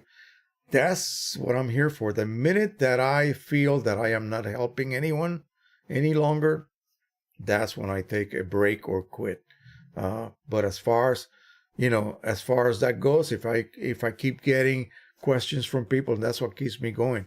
If nobody ever reacts to my videos or asks me anything, then, it's like, why am I doing this, right?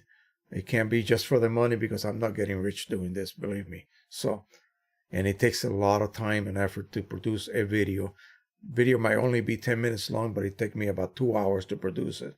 So, okay. I sometimes wonder about maintenance of a printer. Well, printers are getting so good that they're just about maintenance free nowadays. The older Epson printers had to have different areas like physically cleaned by you, like the purge pad, the peripheral gasket that seals against the bottom plate of your printhead, the nozzle plate. That provides a seal, which then provides the vacuum that you need to generate when you have a problem and you need to run a cleaning cycle. If you don't have a good seal, then the vacuum is not produced and ink cannot be sucked out of the printhead and clear out a clog that you may have. So, every couple of months, these older Epson printers require you to do a cleaning around that gasket, just with a Q-tip and some cleaning solution, maybe some Windex, maybe some of the more proprietary cleaning solutions that you can buy, like PSO Flush. But PSO Flush costs a lot of money, but it's very good. I know people that have been using antifreeze because it's ethylene glycol. So, again, dilute it and, but be careful with that sort of thing. Alcohol is not good. Alcohol will dry and make all rubber and other rubber-like substances dry up and become brittle and cracked. So try not to use alcohol for anything concerning your printers. I know people have been using alcohol to unclog a printer. God knows. No, don't do that. Printers like the P800, they require you to clean that gasket as well every once in a while. Just look internally. You see any kind of ink residue someplace, clean it up. Use paper towels with Windex solution. Just make sure that you go over the areas with a water-wetted towel just to remove any residue of ammonia. You don't want ammonia sitting on metallic surfaces. Even low concentrations of ammonia. It's just not a good idea. Okay. Ted is here. All right. Freehand and Jim Buchanan. I plan to do some printing on watercolor paper. All right. Yeah, so we're going to do a little bit more of that. Okay. I'm looking at buying some of I ran out completely, but I have to go to the local art shop and buy some 18 by 24 Canson watercolor paper. We have to trim off an inch, so it'll be 17 by 24 instead of 18 by 24. Because that's the maximum you can feed on something like the the Pro-1000. And you can actually feed that paper in there and create a custom size. It's just under that limit of 25 inches. But now with the new firmware, you can extend that quite a lot. Let's see. Jim Buchanan says, oh, wait a minute. Freehand says, hi, Jose Jay from the UK. Why not make some videos on some old school darkroom techniques or developments? because everything is put away. I have no way to set up anything like that here.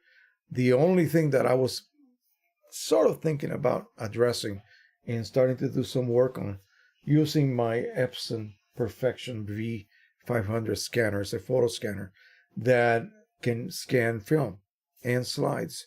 And so I was going to possibly do something like that, a short series covering that. I want to do a short series covering photo restoration. How about that? How would that be like? What would you guys think about doing that? Last Sunday, I showed you guys that I found something rather interesting at a local thrift shop. Just a little homemade booklet. Look at this. And in the back, it said Ralph Pletcher. And it says 12 and then V, Roman numeral V or 5/41. I don't know if you can see that clearly. Right there. Let me move my finger out of the way. So, what does this have? Darken prints. Okay. Of Gettysburg, shot in 1941. And there are several images there. Let me see. One of them has, some of them have become unglued. Remember those little corner picture corners that you would use in order to attach pictures to a page on an album? This is the Pennsylvania Memorial. It's still there, exactly the same way. It's just that this was shot in 1941. So I want to go ahead and scan these. And then they're in really good shape. There's no cracks or anything that I need to restore. But how to bring back images like that to their former glory. Okay? And talk about the look. The look is all. Okay? What else would I do? Well, mostly actual repair of images. Okay? Of prints. So you have a precious photo of your grandma, your grandpa, your uncle, and it is just damaged. And how would you go about to repair that? Well, I have to say I'm pretty good at that. Okay, I've done that for many people, and I just do it for fun. I just do it for just to help people out to restore something that's going to eventually just disappear, because eventually it will be gone. So I give them a digital version of it, and I give them a pre-printed version of it, usually in a small frame. Cal Johnson just dropped us a super chat. Thank you so much. Is anything wrong with using the cheapest inks available for personal use only, or must I use mid-grade inks for printer to be okay? Well, the thing is that, again, depends on what you want to do. I'll give you a scenario. So back here I have a Epson, what is it? R340. Yep, R340, 6-color die. What am I using on that? Well, I'm not using anything right now, and I'm letting it dry up. I'm letting it clog so I can test a product that I was given to test. But when I do use it, I use the cheapest, junkiest inks I could possibly get, compatible. I pay like $2 a cartridge for these inks. So a set of 6 cost me about $12, maybe $13. And so, yeah. Will they produce good prints? Sure. They make fairly good prints on glossy paper, 4x6s, 8x10s, that kind of thing. Will they last a long time? I don't know. I had one example a long time ago. That's got to be somewhere. I haven't forgotten where. I don't remember where I put it, but it was a shot of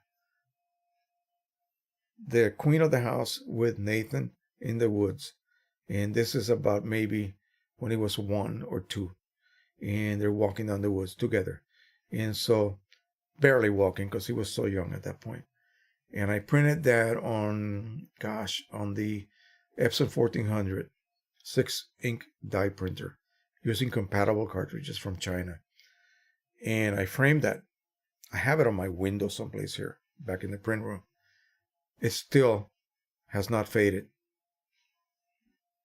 Who would thunk it? Who would have thunk it?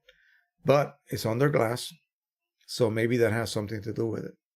I don't know. But, you know, if you're going to get semi-serious about your photography and you want to create prints, and eventually someone's going to ask you, hey, I'd like to buy that from you, then what do? You see? So yeah, mid-grade inks, Precisioncolors inks are not that expensive. And, you know, they give you relatively good longevity, especially the pigment inks. The dye inks, of course, are not, you know, synthetic inks. They're going to fade. They're going to fade because we lived in a place where we breathe air, and air has ozone, and ozone will oxidize those inks or any other organic ink. Can I spray them, make them last longer, seal them? Sure, of course. If I print something on PC inks on this paper, Canon Pro Luster, right? And then print it on Red River Palo Duro soft gloss rag, and I put both of them on the wall, guess which one is going to fade faster? This one. The one on the actual OEM paper will fade faster because of the OBAs, because it's resin coated, because the inks just basically float on the surface of the coating itself. They're not encapsulated. So the paper will also increase your longevity or cause a decrease in longevity by quite a few fold, okay? So it's not all about, you know, the ink themselves. It's the ink-paper combination that either creates a winner or a total loser as far as longevity and quality, overall quality goes. Okay, Freehand says, wait a minute. Oh, here we go. Jim Buchanan, I've watched your previous videos, but could you summarize precautions and post-print spraying of watercolor prints? What precautions? You basically spray them. That's about it. I would let them dry fully dry. And then you need to lay them on some area flat. Make sure that these sprays are not water-based, so they're going to be stinky. They have volatile solvents in them. So you want to have ventilation, of course. And something like the Canson watercolor paper, which is uncoated, is not meant for inkjet printing. It just gives you a certain look. It's not going to match an inkjet type paper. Okay? An inkjet paper that's watercolor surface will look like a regular inkjet print. Very vibrant and you know, totally different to the uncoated watercolor paper results. This spraying will enhance the tonality, the color somewhat, because you're adding a bit of like richness to it. Especially if you use a spray that has more of a glossy type finish on it. You can get printer sprays or paper sprays that are matte as well as glossy. And so it depends what you want as a final look. So give it a good coat this way and this way. Let it dry. Then flip it over to the back and spray the back as well. You want to be able to apply some of the sealant, if you will, on both surfaces. That way, any infiltration of ozone will be minimized. You can't get rid of it completely, okay? You cannot. It's not going to be, you would have to encase it in a laminate, you know, before you can seal it from the ravages of the air, basically. Not so much light, but the ozone. And of course, if you're printing with pigment, then ozone is not that much of an issue anymore, but it's still there. Especially cheap pigment inks. They will not be all pigment. They'll be like half dye based and with some pigment. Yeah, the Chinese inks that are, you can buy them by the gallons. Yeah, they're junk. Don't do that. Get genuine pigment inks. So it's just a matter of spraying both surfaces. Let me see.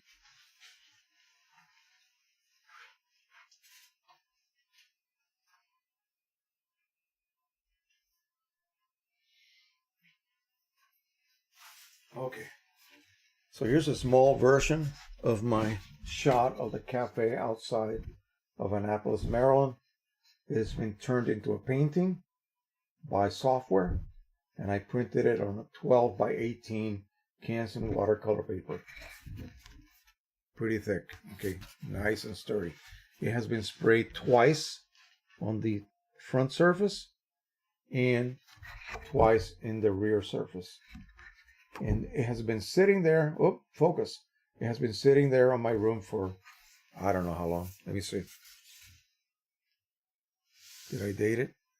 I did not date it. It's just number 2 out of 100.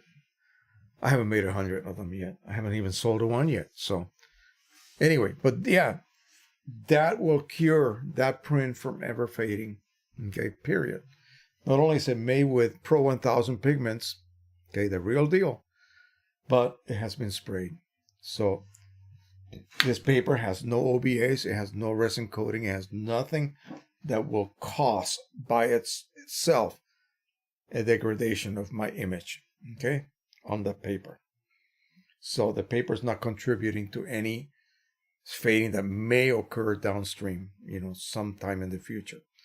And by spraying it, I no longer help that by protecting the surface many fold.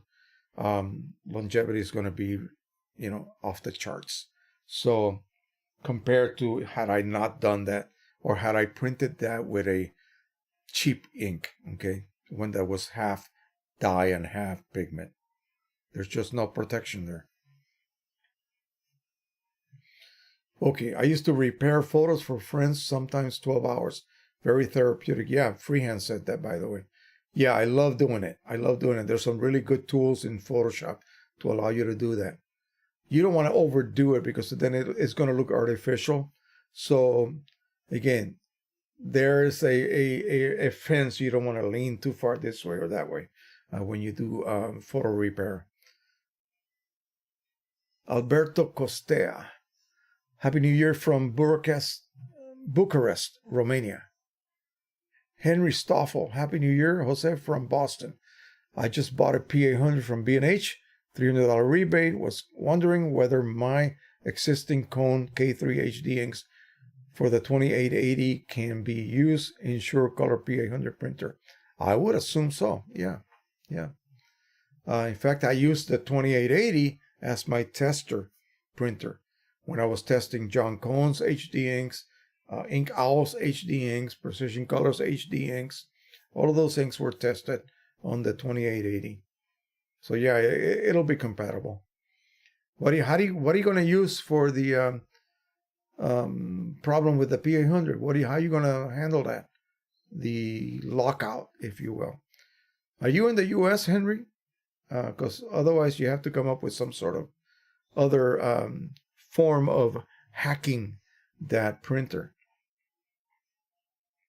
Cliff Fit is here from Denmark. Roger Roeder from Ottawa. Happy New Year and thanks for your very informative videos. Thank you. Robin Gazelle says, I was wondering whether I should calibrate my monitor to 5000K or 5500K. No, actually 6500K. Yeah. The monitor 65, that's daylight. That is the default, okay? When you use an instrument such as this, that is the default. Why would you want to calibrate your monitor to something warm? A warm white point. See, profiles for prints is D50 or 5000. Profiles for monitors, 6500. The only time you would go one way or another is if you print. Okay, I got to stop sometime tonight. If you print this image with just the driver alone, okay? And you should be able to know how to set the driver to just print without any kind of ICC profile or anything else. You print that, and then you come back to your monitor with this, and you light this. This is perfect, by the way. Whether you can see it on video or not, this is perfect, okay? This is absolutely neutral, not too light, not too dark. There is no banding on the transitional areas. A lot of people are getting that, and I don't know why, okay? So What am I printing this with? I believe it is Precisioncolors Signature Edition and the new cyan ink. And wow, it's perfect with just the driver. No ICC profile use. What I mean is no custom profiling use. And I printed it. Then I go ahead and light this, and I look at my same image on my monitor. Okay. And if the image of my monitor looks bluer, then my white point is too high. If the image of my monitor looks yellowish or warmer, then my white point is too low. And I need to go back to my software using my instrument, whether it's this or the i1 Pro 2 or i1 Pro 1, whatever you happen to have, and go back and slowly adjust your white point. Okay? And redo your whole monitor calibration until that display right there matches this print right here. That's the goal. Okay? That is the goal. I don't know why people just don't get this. That has to match this. Why? Because we're using a standard.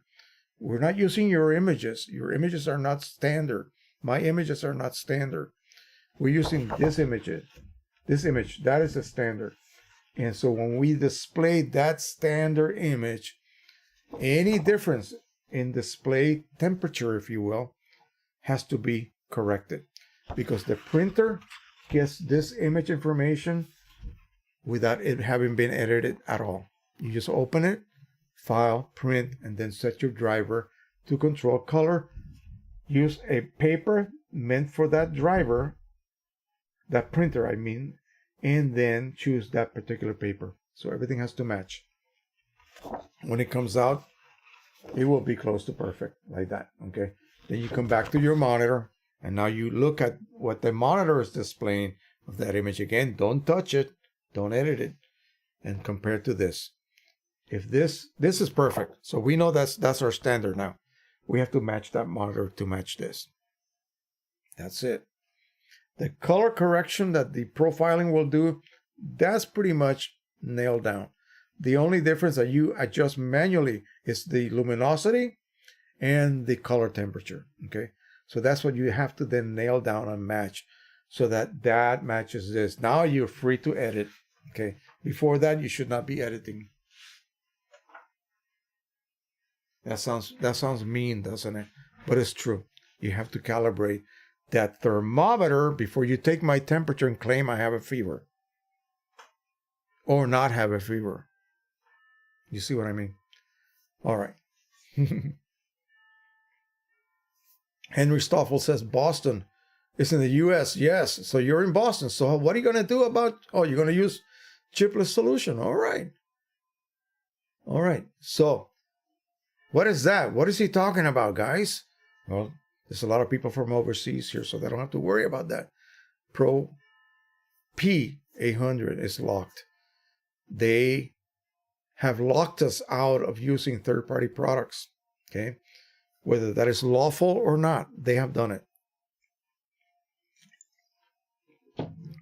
What happens? Let's see. Where's my OEM cartridge? Right here. Whenever I load an OEM cartridge, my P800 or my 3880 or any other EPSON printer, and I run out of ink, I go to the store or order online another matching color. I put it in there. This chip tells my printer through the driver and my computer that it is accepted. Why? Why is it accepted? You know why? What did it see that consider this cartridge as being genuine? It saw, in this case, this is matte black. It saw that the previous matte black ID code number, okay? Not the coding that tells the printer how much ink I have, but the ID code. It is a unique code for matte black, this particular cartridge of matte black, okay? So when I stick this into the printer, it's not going to recognize it as a yellow cartridge. It's going to recognize it as what it is, a matte black cartridge. So I get a new one. I put it in. It will see another unique code that would only ever be found on matte black cartridges. You see what I mean? So it has to see a different code. Now, 3880, yeah, I could reset that chip to full, put it back in. It sees the same ID code number, but it doesn't care. The P800 cares. The P800 wants to see a different color ID code, and even if you could hack the ink levels so that they are full, it will say, because it sees the same ID code number. And how the heck did the ink levels get beyond empty or beyond whatever level it was in before? The last time I remembered, it was at 10%, and now it says 100%. No, I cannot accept this. Not only I cannot accept this, it doesn't make sense. It was low and now it's full. Ah, the same ID code. You're trying to pull the wool over my head, over my eyes, right? That's it. It locks you out. So what can you do? $400 decoder board? Yeah, that's possible. But, I'm so glad somebody gave me one. Ink Owl did that, by the way. I went through 3 different boards before I could solve a just ink recognition problem. It wouldn't work. So finally, the third one worked flawlessly, and I'm still using it. Or chipless solution. Your cartridges will be always full. It just doesn't care anymore. It uses the same ID code to just recognize that it is yellow or vivid magenta or light vivid magenta or cyan or whatever color. That's all it cares about. It only cares about the color ID code. And it will continually see the same color ID code because what? The inks always stay full. They never drop. So the printer's going like, what's going on here? 8 ounces of ink have flown to that channel. Passed right through.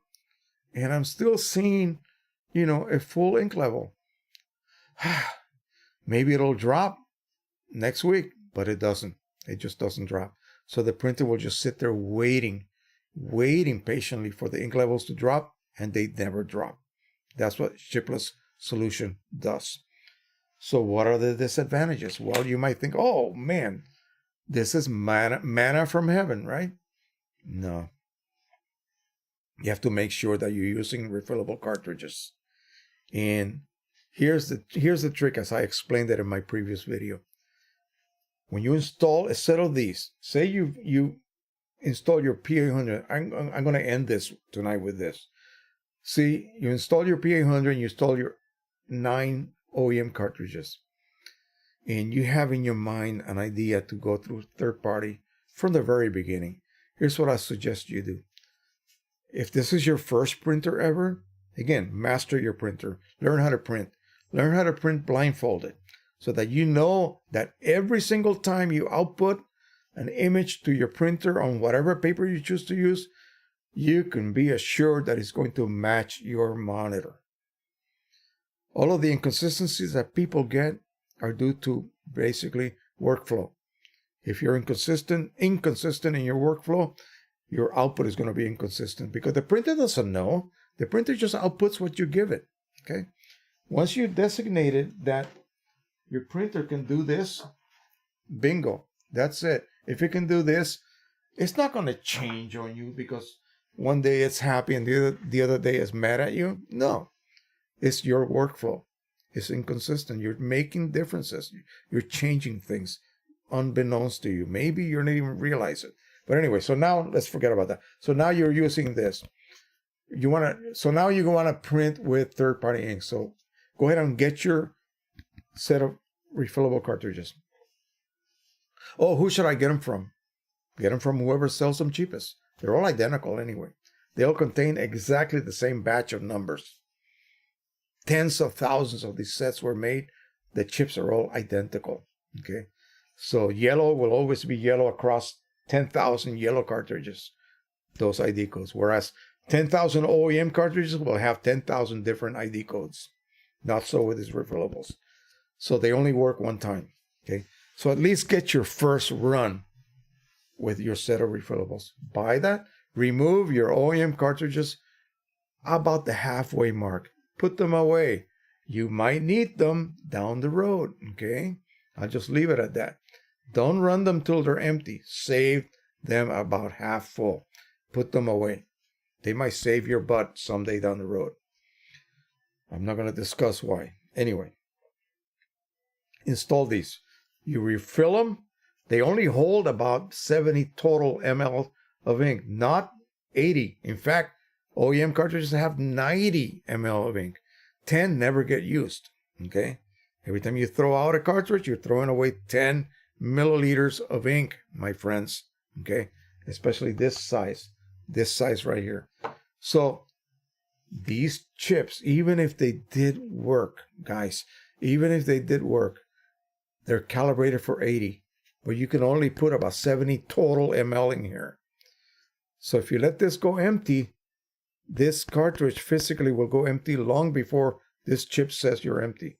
That means nothing but air left inside, and that air gets pumped into your printer. Nightmare, okay? You don't want to do that. You don't want to do that. So install these and keep them topped off. Get in the habit of doing that, because when you finally get one of them to be declared empty, hopefully you still have ink in the printer so you don't get air in your lines. At that point, that is it for those 9 cartridges, those 9 chips. Okay, they are not going to reset. So you need to then install that firmware. All the levels will be brought up to full. That's what this firmware does. Now, you're the guy that's going to control ink levels. Okay, so every month, open that lid, have a look-see at your cartridges. They're translucent. You'll be able to see. If you cannot see still, take them out and have a look. Don't worry about the O-ring. It's not going to wear out. Take them out, check it out. Add ink on all the cartridges when they reach empty. I mean, when they reach half full, not when they reach empty. Half full will be around here. Okay, these cartridges require priming, by the way, in order to allow ink to flow out of the port. Otherwise, it just can't get through. It's like a siphon. It has to go up and then back down and then out. So you have to create that siphon. There's a little port right here. And all you do is remove that plug, attach a syringe, plain tip right onto that, and suck back. When you get liquid ink coming out, you have removed all of the air and you have primed the priming chamber. Now ink can actually siphon its way out of this compartment. If you get air in there, it's going to get into that priming chamber, and that'll be the end of your ink flow. Okay, so be aware that these are things that you have to take into consideration when you not only use this type of cartridge, but in the case of the chipless solution, you better monitor the living daylights out of those cartridges. But if you don't print often, then you don't have to do it so often. If you print daily, making 50 prints a day, then yeah, every few days you better check the levels of your tanks and then add ink across the board. Okay? That's all you have to do. That's the price you pay with a chipless solution. Another thing you have to monitor is your compartment, your maintenance cartridges. They will always be declared as being empty, free of waste ink. But in reality, ink starts to accumulate and it could be saturated. You remove the top grill, remove the insides with gloves, of course, toss that in the trash and pack it with whatever, cotton, I don't care what you use, anything that is absorbent, that would absorb a water-based type solution, such as ink. That is it. Keep doing that over and over and over. You can print for years without any problems. Your inks will always be full. If you think this is something new, oh no. 3800, way back then, these cartridges, similar to these, declared the ink to be always full. So you had to physically check them. Nothing that hard. It's not that difficult.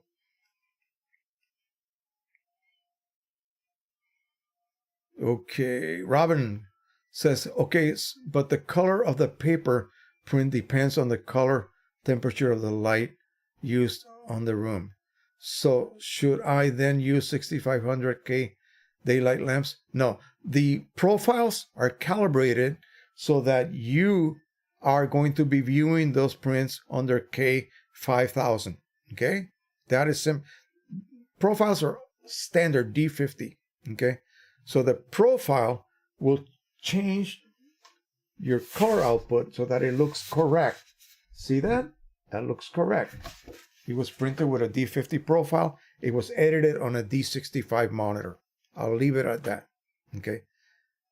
Whether you agree or not, that's the standard way of doing things. Your monitor cannot be made warm. Okay. Just because your prints are going to be viewed in, D50 type illumination or D5000, K5000 illumination. No. Monitor, D65, print profiles, D50. If you look at Precisioncolors, free profile tabs for all of their printers, you're going to see that the D50 profile, they give you other color temperatures, like for fluorescent lighting and so forth. But the ones for normal viewing, D50 all the time. Okay? Don't try to analyze it. Just do it. Okay? I don't worry about that anymore. I used to agonize about that. Oh, but this and that. No, just accept it. It's the easiest way, and you just don't get headaches anymore thinking about that.